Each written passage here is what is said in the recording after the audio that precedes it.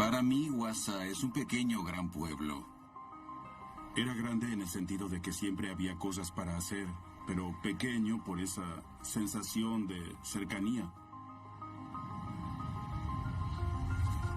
Me gustaba criar a mis hijos acá.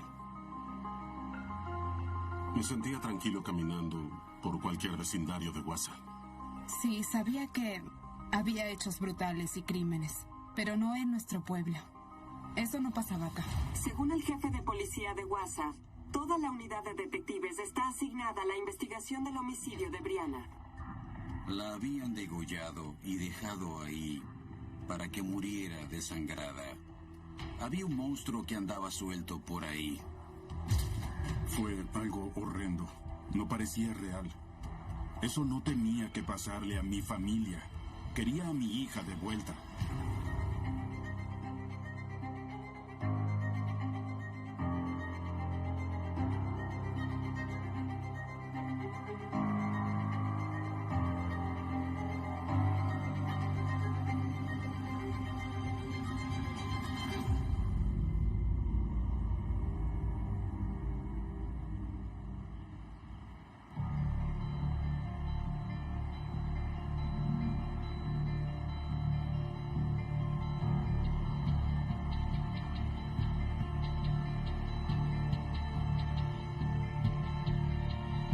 Mi hermano y yo trabajábamos en un restaurante mexicano.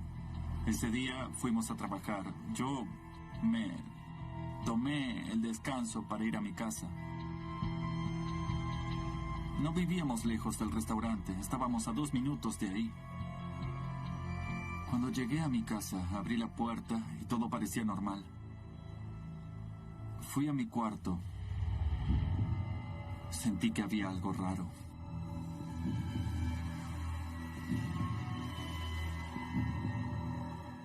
Y luego vi que la puerta de mi hermano estaba abierta.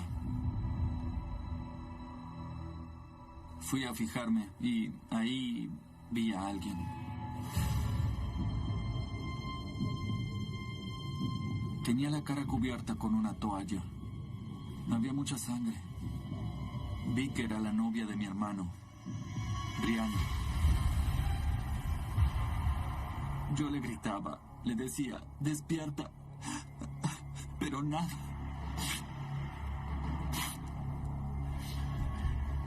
Traté de llamar a emergencias, pero no podía, estaba en shock. Así que fui corriendo a buscar a una vecina y le pedí que llamara a la policía por mí. Emergencias del condado de Riverside. ¿Cuál es el problema? Estoy con un vecino en mi casa. ¿Dónde? Avenida 12 Sur. Dice que alguien necesita una ambulancia. Está desesperado. ¿Qué fue lo que pasó? Dice que la novia de su hermano está tirada en el piso y cree que está muerta.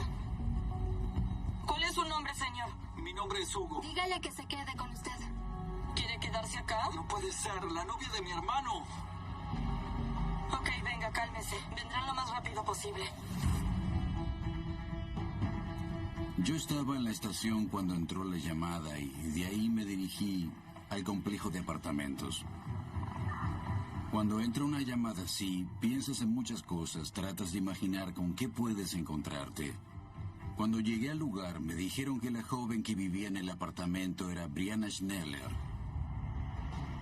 Ella vivía ahí con su novio, Sebastián, y el hermano de él, Hugo. Hugo salió a recibirme, me llevó al apartamento y me mostró el lugar en el que estaba tendida Brianna Schneller muerta. Cuando seguí a Hugo por el corredor y él me señaló el cuarto, ni siquiera crucé la puerta, me quedé afuera. Era muy evidente, por la herida, que estaba muerta. La sangre estaba casi coagulada y en algunas partes ya seca. Ya habían pasado un par de horas de ocurrido el hecho. Había una plancha en el medio del piso que no tenía que estar ahí. También había sangre en la plancha. Había sangre por todas partes. Era sin dudas una de las peores escenas de crímenes que había visto. A esa altura ya tenía claro que se trataba de un homicidio. Me llamó Lori, la mamá de Bree, y me avisó que había pasado algo en el apartamento de Bree. Y luego me dijo que al parecer lo que pasó había sido muy grave. Nos dicen que hay una persona muerta. Y ahí yo dije, ¿qué? Mi hijo Rocky y yo llamábamos a Bree desde el teléfono de cada uno. Nos atendía el correo de voz. Seguíamos insistiendo, rogando que ella atendiera el teléfono. Nunca atendió. Apenas colgó el teléfono lo vi muy consternado y luego yo también me angustié mucho. No podía creer lo que estaba pasando. Me quedé helado. Ni siquiera creía que fuera cierto. No tienen a la persona correcta. Obviamente esto es un error. Rocky me llevó hasta Waza y todo el tiempo pensaba, Dios, que no sea ella.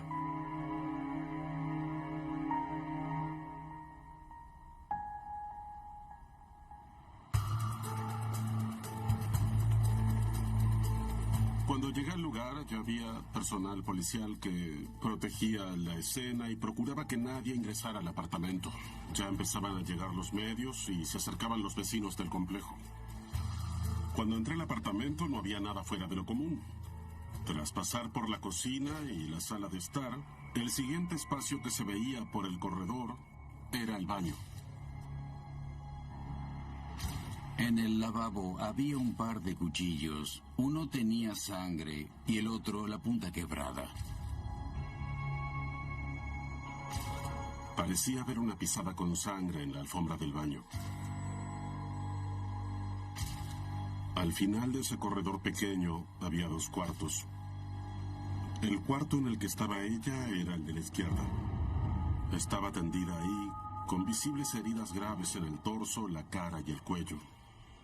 Alguien estaba muy enfadado con ella. Había entrado alguien a robar y Brianna estaba ahí. Era una de las teorías que nos planteábamos. Pero no parecía faltar nada allí. Había dinero diseminado por todo el cuarto de Hugo. Billetes sobre un mueble, en el piso y sobre la cama. Eso me hizo pensar que no había sido un crimen en ocasión de robo, porque dejar esa cantidad de dinero tirada ahí era algo raro, a menos que lo hubiera sorprendido infraganti y no hubiera podido terminar lo que tenía originalmente pensado hacer. Al hablar con Hugo, explicó que eso era normal. Sebastián y él trabajan en un restaurante de camareros y les daban propinas. Él dijo, bueno, no, es que lo saco de mi bolsillo y lo dejo donde sea. No había indicios de que hubieran pateado la puerta o la hubieran dañado para poder ingresar. Como los 2 jóvenes vivían con la muchacha en el mismo apartamento, Sebastián y Hugo enseguida pasaron a ser sospechosos. Lo más lógico en ese momento era preguntarse, ¿fue un crimen pasional? ¿Hubo un problema entre ella y su novio? ¿Fue Sebastián el responsable del hecho?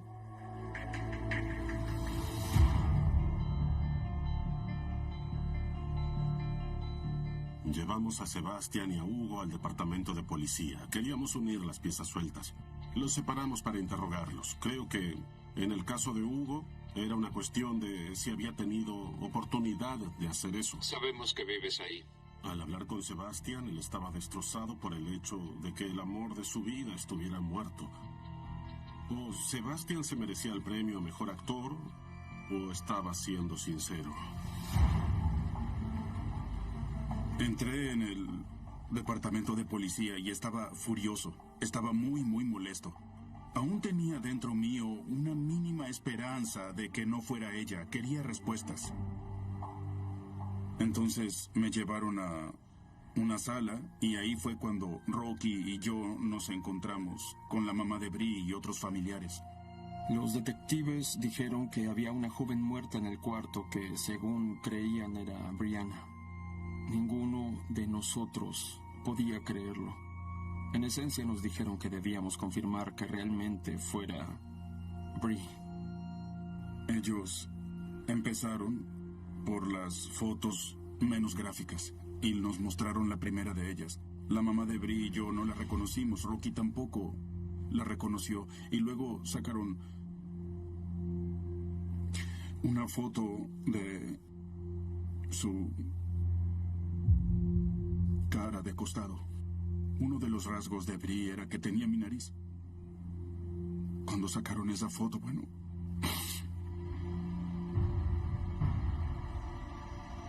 supe que era ella.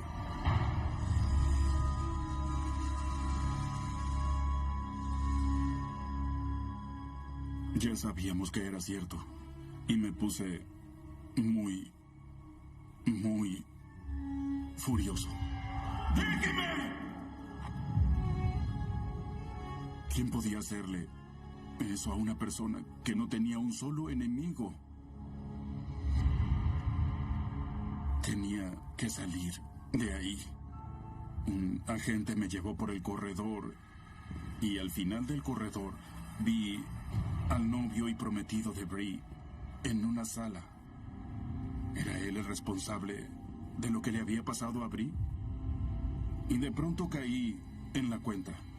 Lo detuvieron y lo están investigando como sospechoso.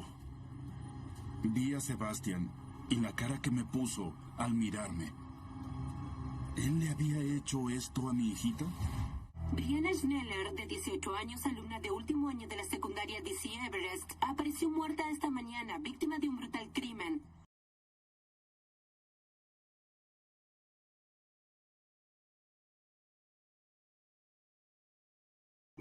Y vengativo. Brianna vivía en el apartamento con su novio y su cuñado. La policía está interrogando a ambos jóvenes. No hay ningún detenido y el pueblo está en alerta máxima, ya que puede haber un asesino suelto. La noticia salió por el canal de televisión local y mencionaban la brutalidad del hecho. Mi esposa y yo conocíamos a Brianna del restaurante en el que trabajaba. Era camarera y nos atendía con mucha simpatía. Nos quedamos helados. No podíamos creer que fuera cierto. Aunque había asesinatos, rara vez se veía esa clase de brutalidad. Recuerdo muy bien ese 2 de mayo. Estaba mirando las noticias y me quedé pasmada. Aún puedo decirles cuál era su asiento. Se sentaba junto a la ventana. Ese era su lugar. Y fue muy difícil volver a entrar a este aula después de eso y ver esa silla vacía. Faltaba muy poco para la graduación que iba a ser en junio de ese año y Brianna estaba muy entusiasmada por terminar su último año. Cuando murió Brianna, faltaban 2 o 3 semanas para la ceremonia de graduación. Acá tengo algunos recuerdos de Brianna. Hice una tarjeta para todos los alumnos con una foto del grupo, Brianna incluida, que también tenía un poema llamado Más allá de esa silla vacía. Dice, mira más allá de la silla vacía para ver una vida que fue plena. Mira más allá de la soledad. Mira esos días sin penas. Guarda en tu corazón deshecho cada momento de alegría y siempre busca consuelo más allá de esa silla vacía. ¿Cuál es Brianna? Está atrás, acá.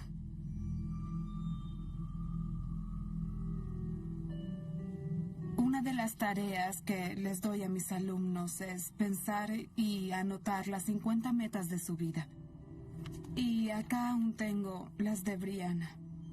La primera, su primera meta era graduarse. La segunda era casarse con Sebastián. Hacer la boda en México. Estudiar administración de restaurantes. Terminar la universidad. Tener hijos y una hermosa familia. Ir a Las Vegas y apostar. Ir a Italia. Adoptar un niño de un país pobre.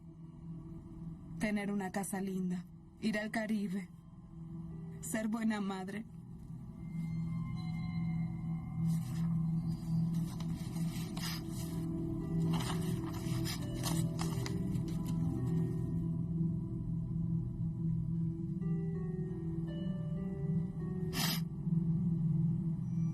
Diré que fue uno de los momentos más duros de mi carrera como docente.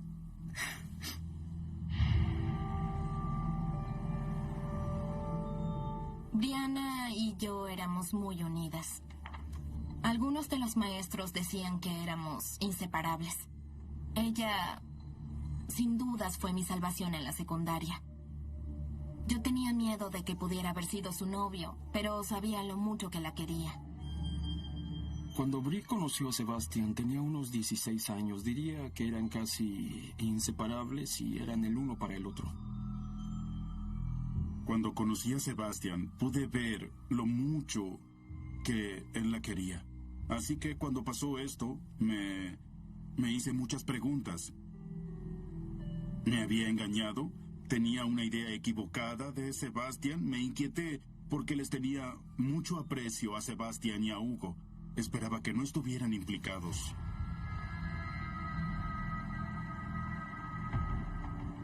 Yo presencié la autopsia de Brianna y traté de contar la cantidad de heridas que tenía.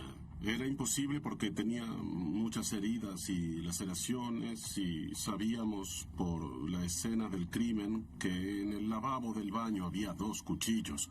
La otra mitad de ese cuchillo se extrajo de la cara de Brianna Schneller durante la autopsia. ¿Quién fue el responsable de su muerte? ¿Fue un crimen pasional? ¿Hubo un problema entre ella y su novio? ¿Fue Sebastian el responsable del hecho? Nos llevaron a la estación de policía y nos mantuvieron separados.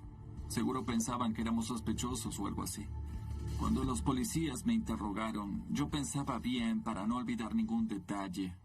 Cuando alguien te hace la misma pregunta una y otra vez, empiezas a dudar de ti mismo. Pero no creía que hubiera sido mi hermano. Las noticias de hoy comienzan con un homicidio. El payaso asesino y el asesino serial Dean Allen Corr, el hombre de los caramelos de Houston, abrieron los ojos de...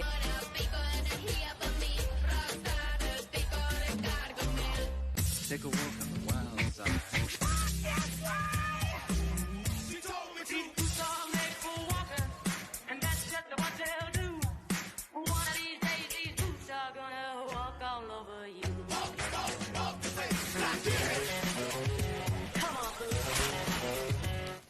¿Quién hace eso? ¿Qué clase de persona?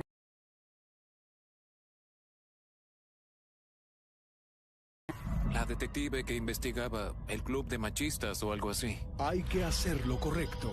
Obtuve 3 casos que tuvieron un gran impacto emocional en mí. Y eso siempre tiene un precio. Entonces, ¿cómo haces para seguir? Diarios de un detective en Haití. La versión de Sebastian de esa mañana era bastante sencilla. Según él, se había despertado a las 9:15, 9:20 de la mañana. Tenía que estar en el trabajo cerca de las 10. Tomó una ducha, estuvo charlando un rato con Brianna. Vio que ya era hora de irse, despertó a su hermano y le dijo que tenían que ir a trabajar. Y después se fue y llegó al restaurante. Hugo también nos dijo a qué hora llegaron al trabajo y a qué hora salieron. Luego de que se haya ido Sebastián, ¿cuánto tiempo demoraste en irte? Quizás 10 minutos, 15 minutos. ¿Y trabajaste hasta qué hora? Al menos hasta la 1:20. ¿Y luego qué hiciste? Fui al auto para irme a casa.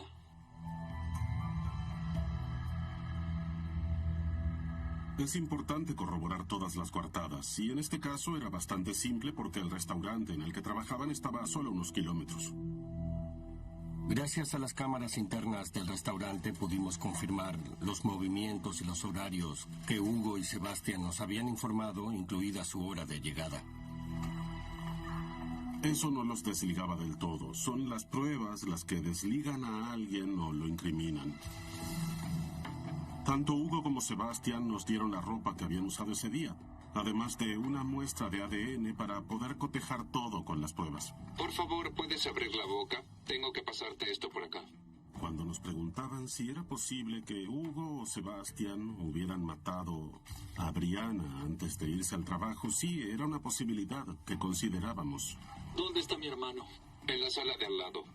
Teníamos 2 tipos que sin dudas eran sospechosos porque la conocían y vivían con ella. ¿Crees que tu hermano tuvo algo que ver con esto?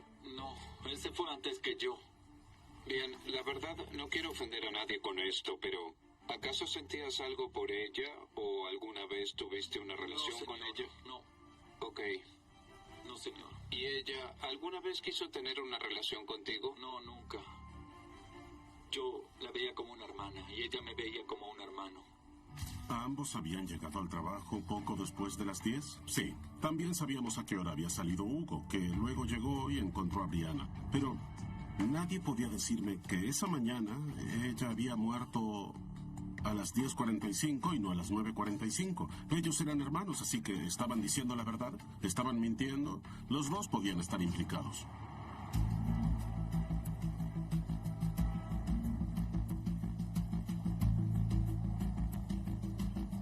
No teníamos idea de dónde estaba su teléfono, solo sabíamos que no aparecía. ¿Por qué su teléfono no estaba ahí? Ella lo tenía todo el tiempo. ¿Por qué faltaba eso? ¿Por qué se habían llevado el teléfono? ¿Acaso había algo en él que incriminara a alguien? Había que hallar el teléfono lo antes posible. Mientras buscábamos el teléfono, la compañía telefónica nos dio información que nos llevó a un contenedor. Es ese que está allá. Cuando nos acercamos al contenedor, miramos el interior, lo alumbramos, pero no se veía nada. Luego llamamos al teléfono. Y enseguida, al hacer eso, vimos que una bolsa plástica que estaba en un costado empezó a iluminarse. Levantamos la bolsa y vimos que había más cosas en ella, además del teléfono. Pero volvimos al departamento antes de revisarla. El teléfono de Brianna terminó apareciendo en un contenedor que estaba junto al restaurante mexicano en el que trabajaban Hugo y Sebastián. En ese momento crecieron nuestras sospechas contra Hugo y Sebastián, pero además era posible que otro empleado del restaurante también estuviera implicado. No solo el teléfono estaba intacto, sino que podía accederse a todo su contenido, podía haber ADN. Era clave. Debíamos hablar con los empleados del restaurante y verificar los movimientos de todos ese día. La pregunta clave en ese momento era, ¿quién arrojó eso en el contenedor? Este homicidio conmocionó a la comunidad. Había todo tipo de reacciones. Indignación por lo ocurrido, miedo de que volviera a pasar. Había un monstruo que andaba suelto por ahí.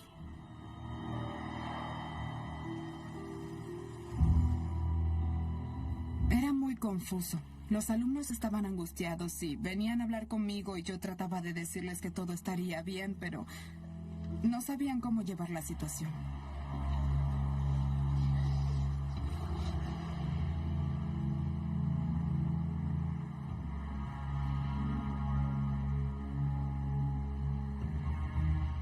No pude ver a mi hermano hasta después de muchas horas. Y cuando nos liberaron, no pudimos ir a casa, así que nos quedamos en la casa de un amigo. Fue un momento duro. Yo tenía pesadillas. Si había sido uno de ellos dos, tenía que haber un motivo para que pasara, una discusión. Quizás ella había dicho algo que los provocó. Aunque conociéndolos, ellos no eran así. No era su forma de actuar, pero todos pueden enloquecer.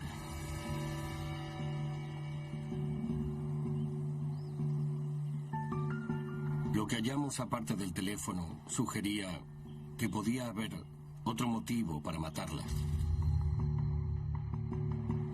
Dentro de una bolsa plástica del que creíamos que era el restaurante mexicano en el que trabajaban Hugo y Sebastián, hallamos el celular de Brianna Sneller.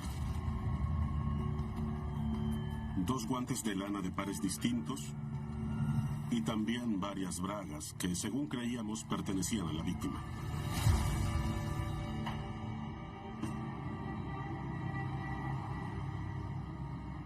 El robo de ropa interior de la escena hacía aún más raro el caso. ¿Era un crimen por motivos sexuales? ¿Se trataba de alguien a quien le gustaba la ropa interior femenina? Todo era muy desconcertante para mí. Y yo me preguntaba qué clase de animal hacía eso. ¿Fue un abuso, una violación? ¿Había sido ese el motivo por el que terminaron matando a mi hija? Para mí, había sido alguien obsesionado con ella y que quería robarle prendas íntimas para sentirse más cerca de ella. Era repugnante, y saber que ese podía haber sido el motivo por el que le habían arrebatado la vida me horrorizaba. Tratábamos de determinar cómo encajaban todos esos elementos de prueba en el caso. Teníamos un teléfono robado de la escena, dentro de una bolsa en un contenedor con ropa interior y 2 guantes distintos. La verdad, unir todas esas piezas y saber qué había pasado era imposible. Pero nos decíamos, oigan, tenemos más pistas para avanzar porque sabemos que el asesino tocó todo esto. Y la ventaja de haber hallado esos guantes dentro de la bolsa, que parecían ser parte de las pruebas, que era que el que los había usado creía que no dejaría pruebas en la escena, pero había dejado pruebas dentro de los guantes.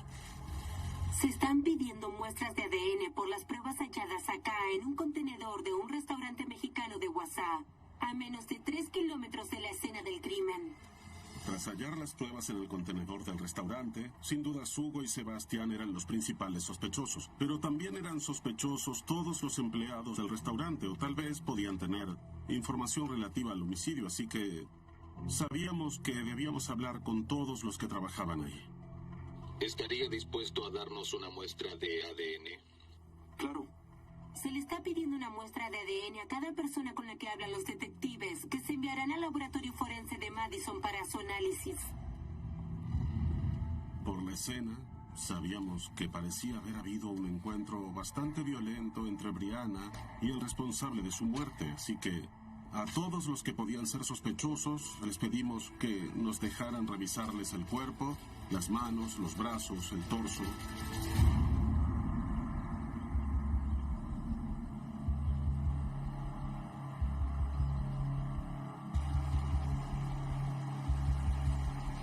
Buscamos todo tipo de filmaciones que nos ayudaran a ver qué había pasado.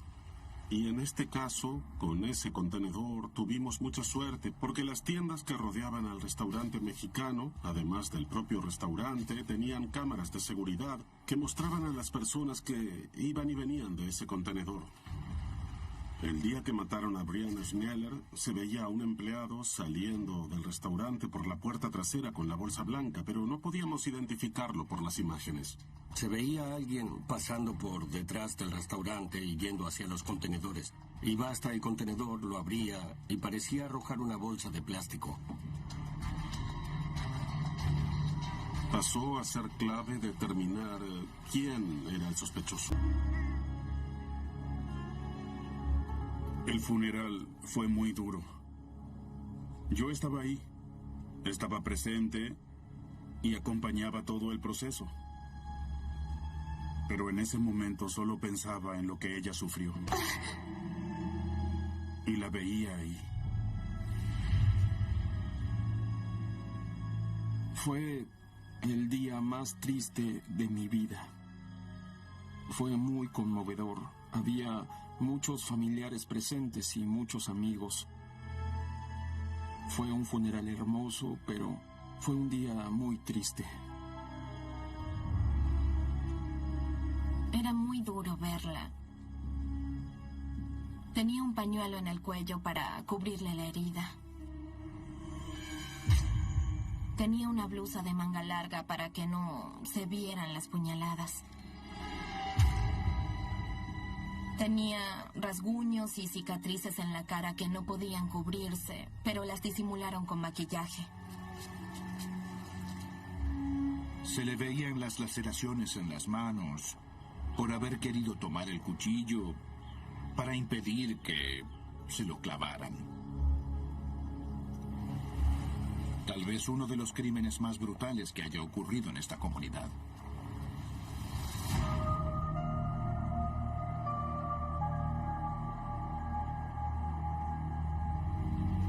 A las 10:18 de la mañana del crimen de Brianna, se veía a un empleado saliendo del restaurante con una chaqueta marrón por la puerta trasera. A las 10:53, ese individuo volvía, pero ya no llevaba la chaqueta marrón. Era sospechoso porque estaba ausente en el horario en que creíamos que habían matado a Brianna.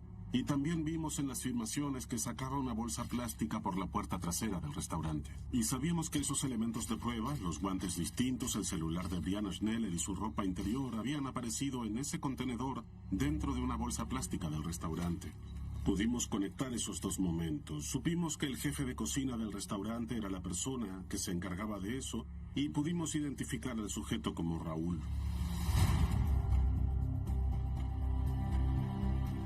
Era conversador, gracioso. A mí me parecía simpático. Parecía un buen tipo. No creía que fuese un asesino. Me sorprendió que alguien con quien trabajaba fuera capaz de algo así. Pasó de empleado a sospechoso. ¿Saliste del restaurante ese día? A la mañana. ¿A qué hora? Alrededor de las 10:20. Fui al complejo a buscar a Luciano. ¿Quién es él? Un lavaplatos. Un lavaplatos. ¿Qué complejo? El mismo donde vive Hugo. ¿El mismo? Sí, él vive ahí. Luciano vive ahí. ¿Cuánto tiempo te toma ir en auto a ese complejo? Unos 10 minutos. ¿Y 10 minutos para volver al restaurante? Sí. ¿Qué pasó el resto de ese día?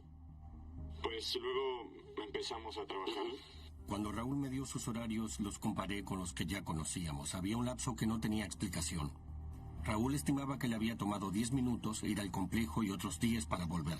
Pero según las grabaciones, se había ausentado cerca de 40 minutos. Eso dejaba más de 20 minutos sin explicación. ¿Es tiempo suficiente para matar a alguien? 20 minutos habrían sido suficientes para que Raúl cometiera ese crimen. El asesino de Brianna también podía estar herido. Raúl nos mostró las manos. Queríamos ver si tenía alguna herida. Tienes unos cortes en las manos. Pequeños. ¿Puedes explicar cómo te los hiciste? Me los hice cuando estaba afilando los cuchillos. ¿Afilando los cuchillos?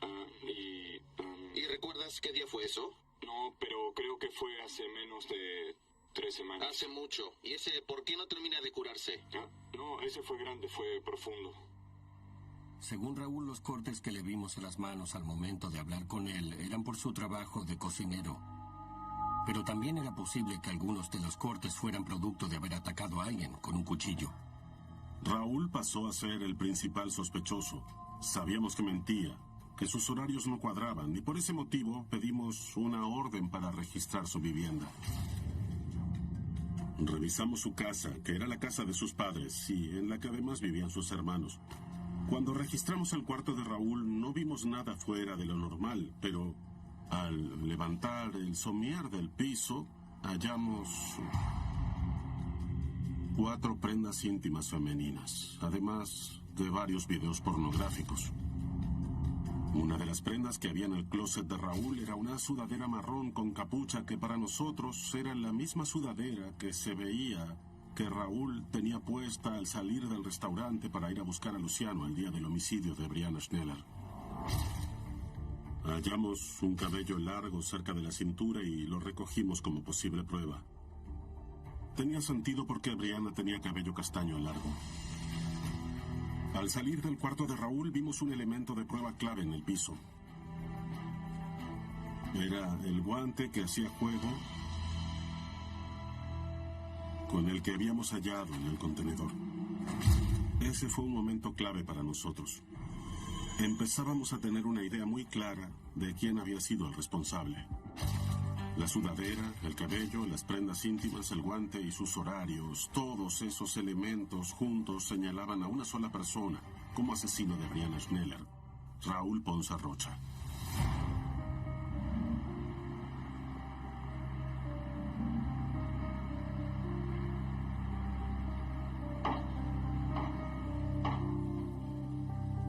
Arrestaron a Raúl Ponce Rocha, de 22 años, en el condado de Dodge, acusado del crimen de Brianna Schneller, pero él se declaró inocente.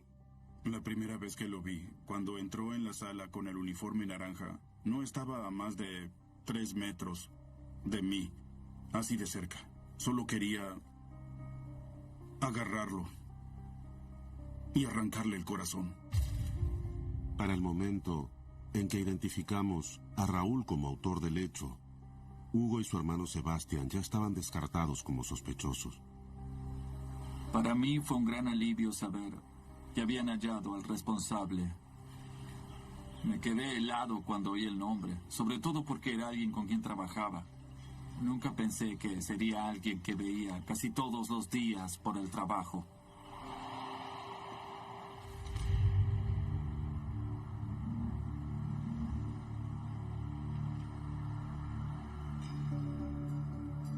Raúl Ponce Rocha dice que salió del restaurante cerca de las 10:20 de la mañana para ir a buscar a un compañero de trabajo. Ese compañero vivía en el mismo complejo de apartamentos que Brianna. Y luego vio a otro compañero, Sergio, y se bajó a saludarlo. Él le contó al jurado que en efecto vio a Brianna Schneller la mañana de su asesinato. Según Ponce Rocha, él se fue. Sergio y Brianna se quedaron. Cuando me fui del apartamento, ella aún estaba viva. Yo tenía miedo de que le pasara algo a mi familia si le decía algo a la policía. En el juicio, Raúl trató de culpar a otro compañero, Sergio. Él era bueno, trabajador, sociable. Ni siquiera sé si trabajó ese día. No estaba ahí. Aún no podemos confirmar que Ponce Rocha haya cometido el crimen sin ayuda. Lo último que esperábamos era un sospechoso más en el caso. Eso fue una gran sorpresa. Nunca había oído hablar de ese Sergio hasta el momento del juicio. Supimos que Sergio era otro joven que trabajaba en el restaurante con Hugo, Sebastián, Raúl y Luciano, que se había ido poco después del crimen a México y no podíamos hablar con él. No sabíamos si podríamos ubicar a esa persona para refutar esos dichos. Era posible que al jurado le quedara una pizca de duda. Y para que hubiera una condena no debía haber ninguna duda razonable. No queríamos que existiera esa duda. Era imprescindible encontrar a esa persona.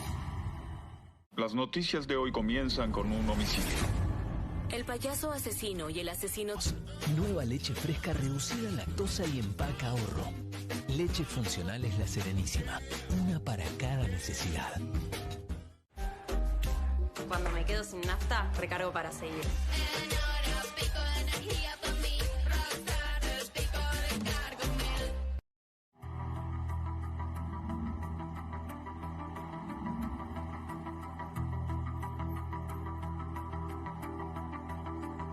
Le sorprendió que Raúl hallara a otro a quien culpar del homicidio. No sabíamos nada de Sergio. Sergio no estaba bajo la lupa de la policía y entonces todos terminamos pensando, ¿él cometió el crimen?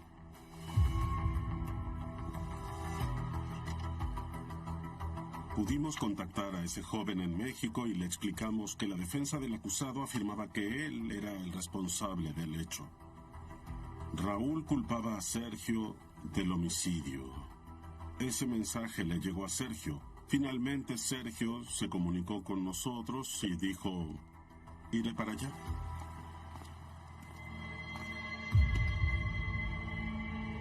Y para sorpresa y alegría nuestra, vino. Fue un momento triunfal. Raúl debía estar pensando, mierda, ¿ahora qué? Y Sergio subió al estrado y testificó. Eso fue decisivo para el jurado.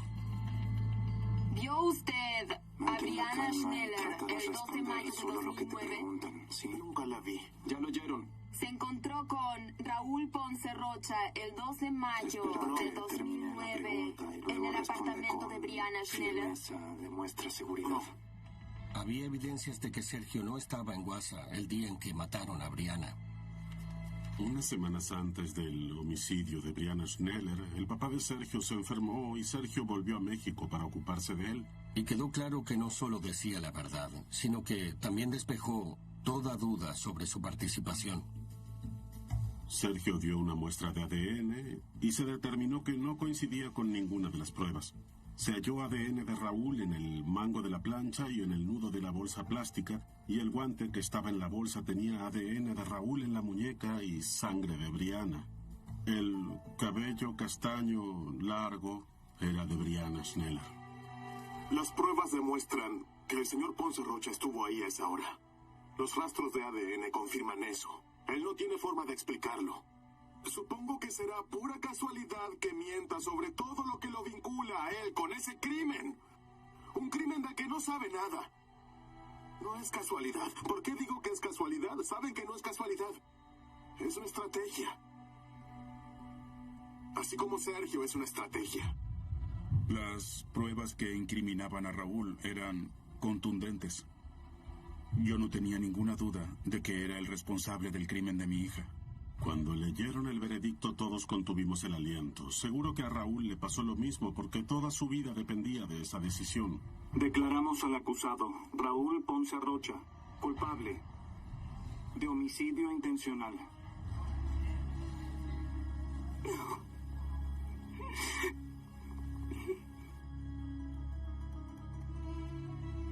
Lo condenaron a cadena perpetua, sin libertad condicional.